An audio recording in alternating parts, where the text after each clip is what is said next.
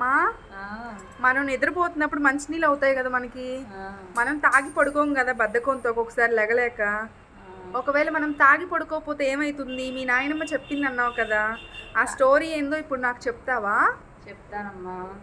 చెప్పమ్మా. తాగి పడుకోకపోతే మన ఆత్మ మంచినీళ్ళ కోసం వెతుకులాడుతూ పూర్వంలో వెతుకులాడుతూ వెళ్ళిందంట.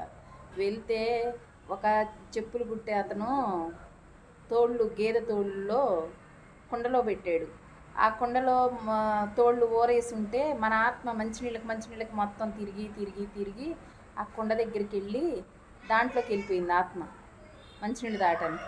వెళ్ళిపోతే ఆ చెప్పులు కుట్టే వ్యాపారి వచ్చి ఆ మూత వేసేసాడు. ఆ మూత వేసేసాడు. వారుల్లో పడిపోతే మూత వేసాడు.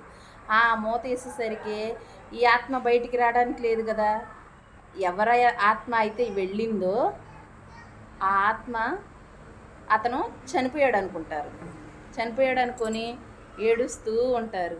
12ంటికి ఆత్మ ఉదయం 12ంటికి తీసేసరికి ఆత్మ వచ్చి మళ్ళీ అతనిలో కలిసిద్ది, దేహంలో కలిసిపోద్ది. ఎవరాత్మ అయితే మంచినీళ్ళకి ఘోషించి వెళ్ళి కొండలో వెళ్ళిపోయిందో ఆత్మ మళ్ళీ తిరిగి వచ్చేసిన తర్వాత ఇక తన్నే చనిపోయాడు అనుకొని తన కార్యక్రమాలన్నీ చేస్తూ తీసుకెళ్తారు. శ్మశానానికి వెళ్తుంటే మధ్యదారిలోకి ఆత్మ వచ్చిన తర్వాత లేచి కూర్చుంటాడు.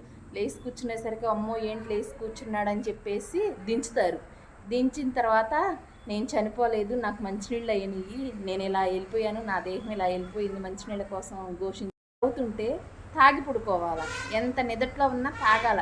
మన ఆత్మ ఎటు వెళ్ళిద్దో తెలియదు. డైలీ తిరిగి వస్తూనే ఉంటుంది మన ఆత్మ. కాబట్టి మంచినీళ్ళు అవుతుంటే బద్ధకంగా తాగుదాంలే అని ఎప్పుడు కూడా నిర్లక్ష్యం చేయకూడదు.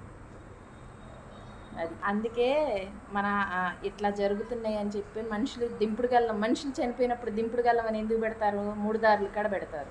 ఎందుకు పెడతారంటే పూర్వకాలంలో అట్లా జరిగింది కాబట్టి, ఆత్మ వెళ్ళి మంచినీళ్ళకి వెళ్ళింది కాబట్టి మంచినీళ్ళు తాగి ఆత్మలోకి ఆయన చనిపోయాడని తీసుకెళ్తుంటే 3 దారుల కాడికి వెళ్ళేసరికి ఆత్మ ఆయన దేహంలోకి వచ్చేసింది.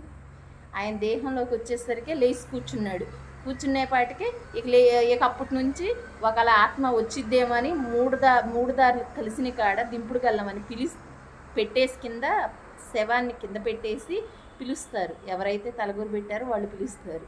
అందుకని దానికి దింపుడు గల్లం అని పేరు వచ్చింది. పూర్వకాలంలో జరిగింది ఇది. సరే అమ్మా, ఇది యూట్యూబ్ ఛానల్లో పెడదాం, ఎవరికైనా తెలియని వాళ్ళు తెలుసుకుంటారు. సరేనమ్మా. సరే అమ్మా.